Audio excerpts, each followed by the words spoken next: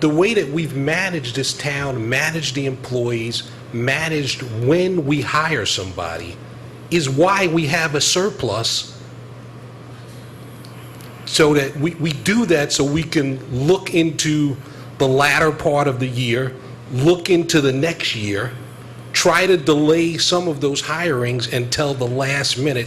That is a maneuver of management. That's how you manage.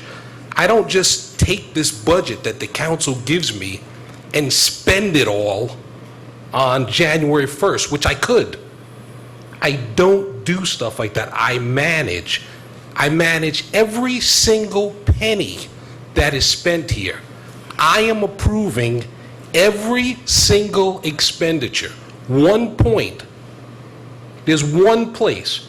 There is no one sitting here in this room that has the picture, the financial picture, the administrative picture of what's going on in Teaneck except me. I'm the only person that's seeing it all, the entire picture, and I'm supposed to see it all. Now I'm going to give you some of the things that I'm concerned about as the manager and that my department heads are concerned about. One is we're concerned about overtime. In cutting this budget, we're concerned about overtime. Police department and DPW have spent approximately 90% of their overtime for 2014. That is a huge concern. How would we cover that? We cover it by using the monies that exist in salary for people we didn't hire, for people who may have left.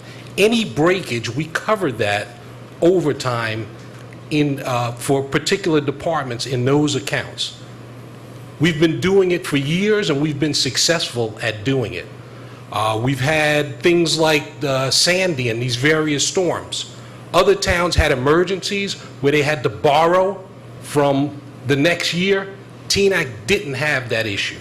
We were able to cover those expenses. These are all the reasons why cutting the budget is a bad idea, and I would not recommend it. The second thing, tax appeal judgments. Yeah, we have an estimate on what tax appeal judgments may be.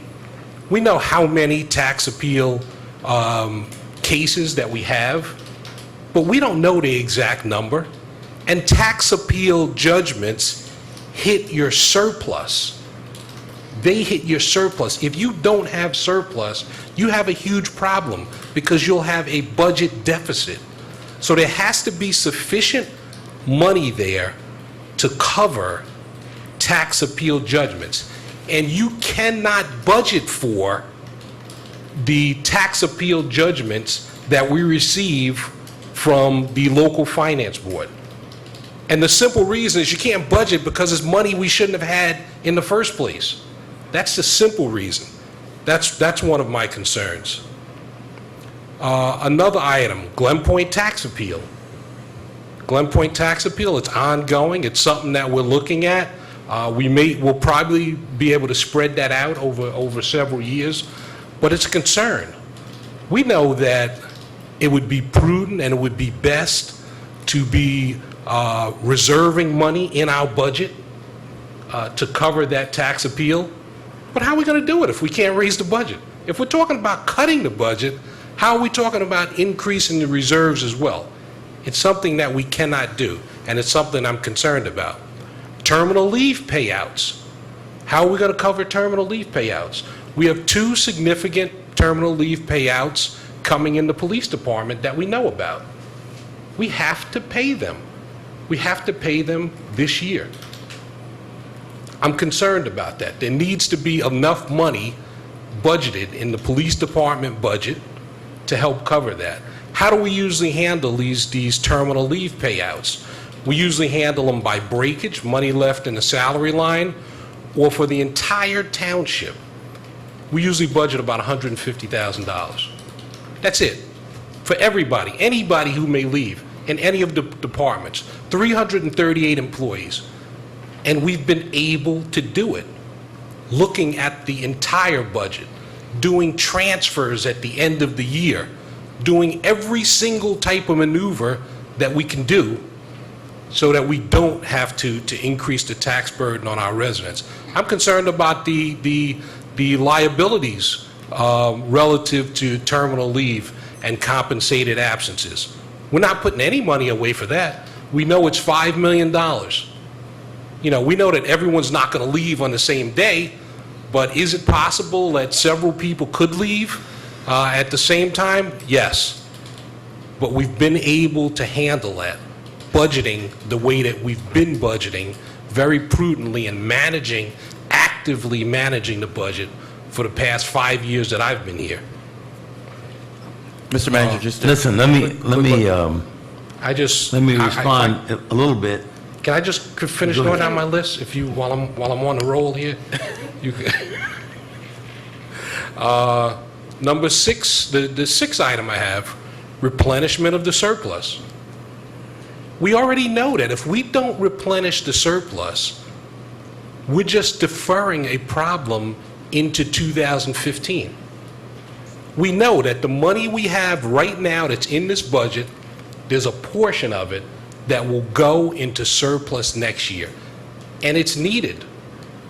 We know that our surplus is being reduced because of tax appeal judgments. That's the major reason why our surplus is being reduced.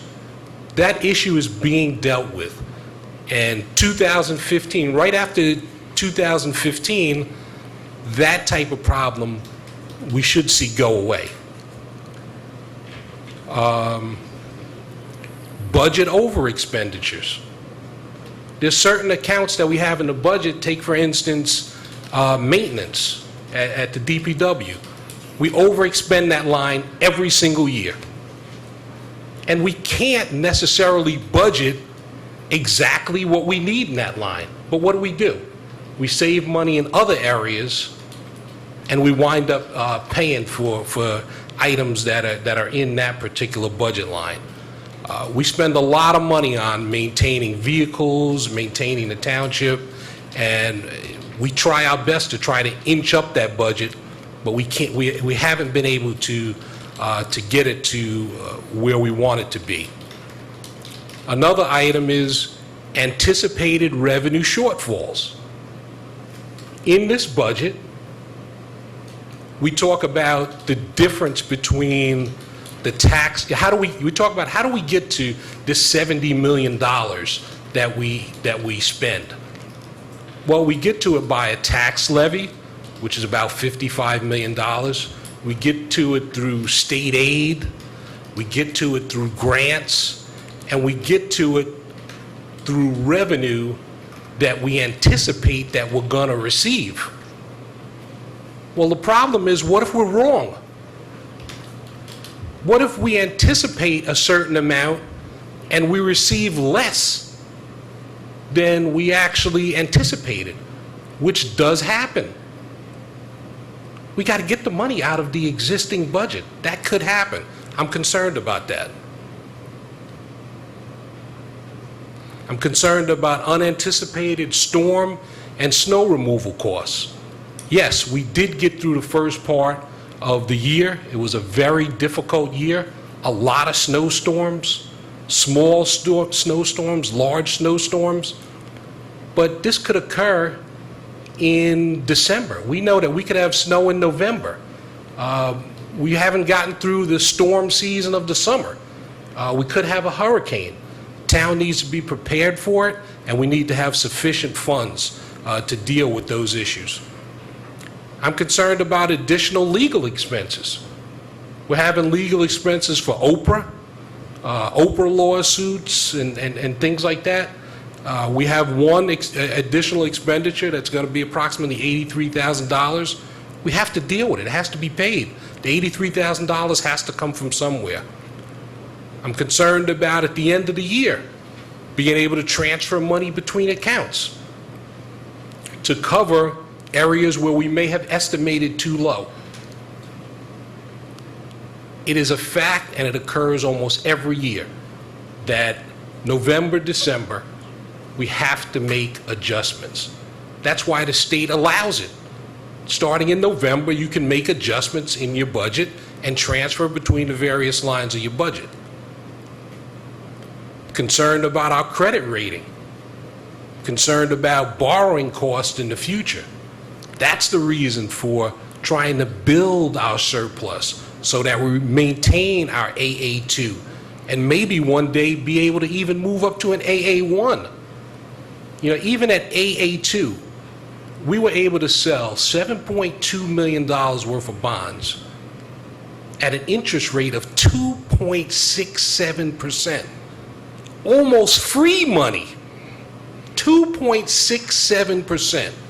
Incredibly low interest rate. We need to protect that because this township needs a great deal of work on its infrastructure, and we will need to borrow for those costs.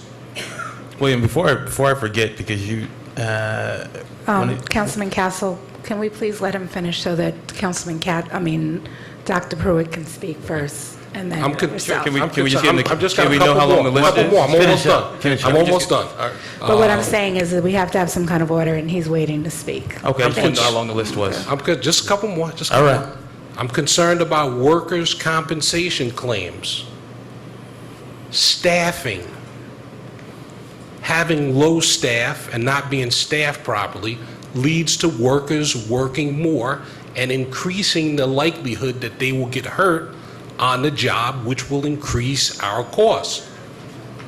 There's this whole body of workmen's compensation laws where employees get hurt on the job, they go to workmen's compensation court, they reach some sort of settlement, the town pays it, years later they may get injured again and have a reopener that could cost the township more.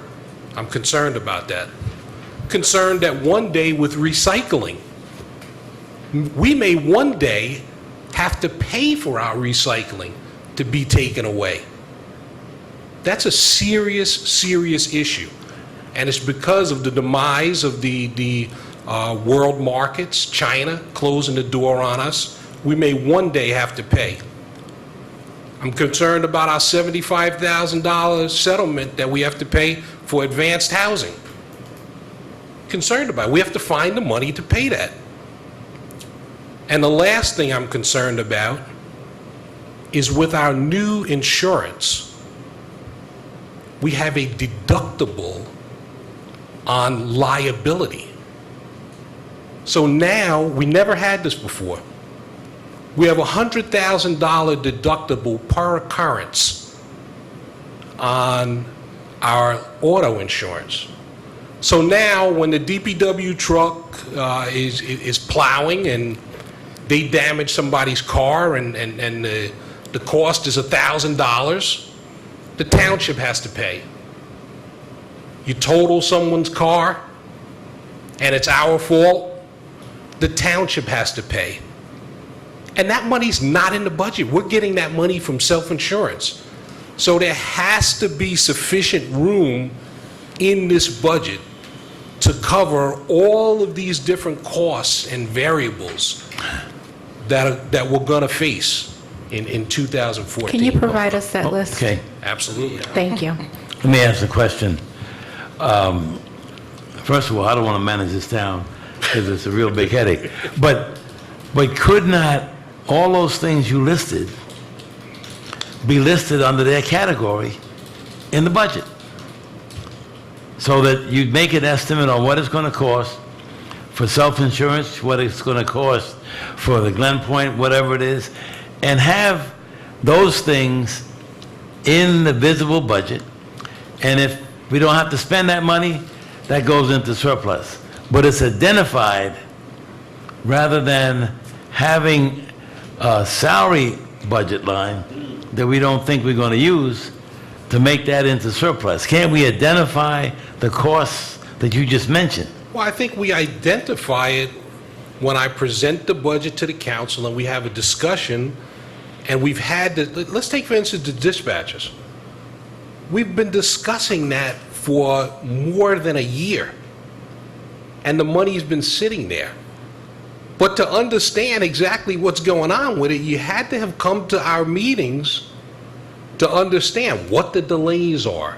Why is the money sitting there? Why is the money, not being expended? So we have a state budget form.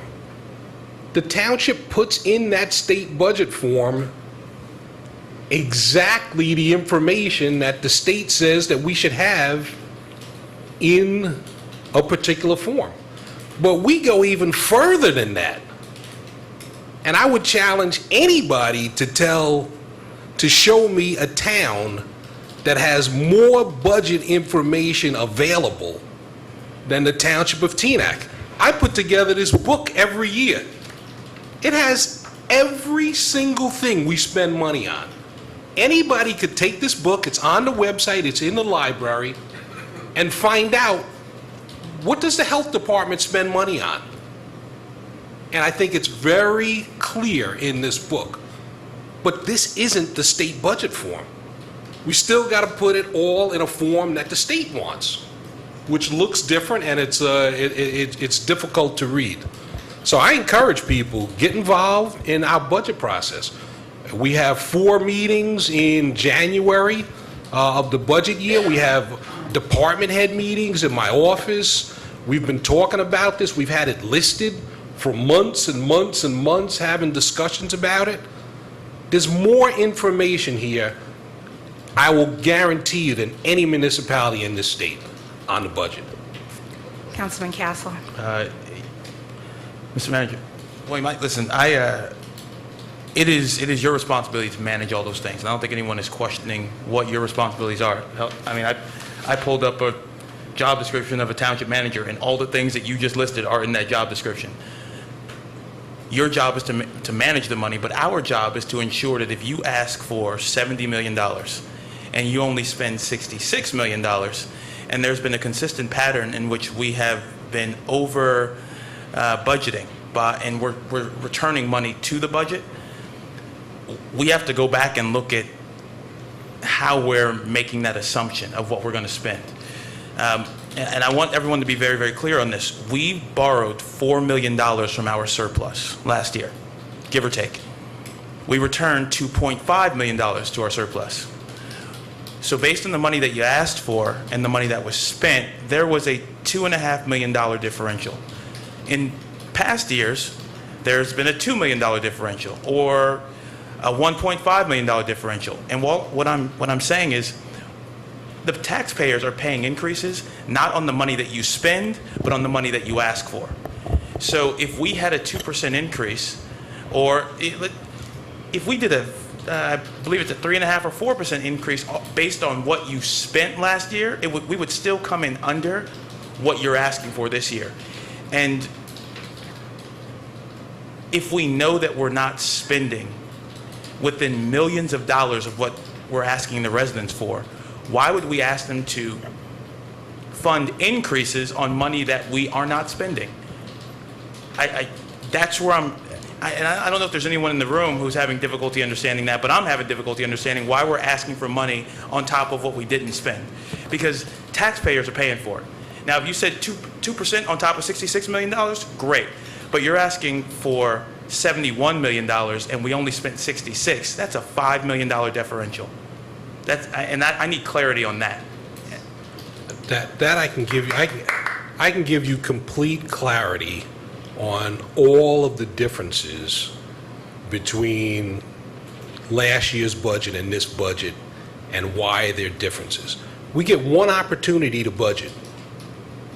Okay, so Or 7 months. If we want to have those dispatchers, or we think that we're going to be able to move on hiring those dispatchers, you got to have the money in the budget. If you don't get the money in the budget in that year, and we usually pass the budget somewhere April, early May, this year is an anomaly.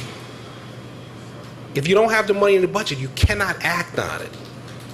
So what we were trying to do was to have the money in the budget so that we can get firefighters who were paying almost $100,000 to not do a job that a person can do for $50,000. The money has to be in the budget to do that. You can't, I mean, under any other circumstances, if you gave somebody $70 million and they didn't spend it all, they would be commended. I'm doing exactly what this council is asking. Reduce spending. I'm doing that every single day by looking at every single expenditure and deciding if we need to spend that now and looking at the entire picture. And I have my department heads doing it.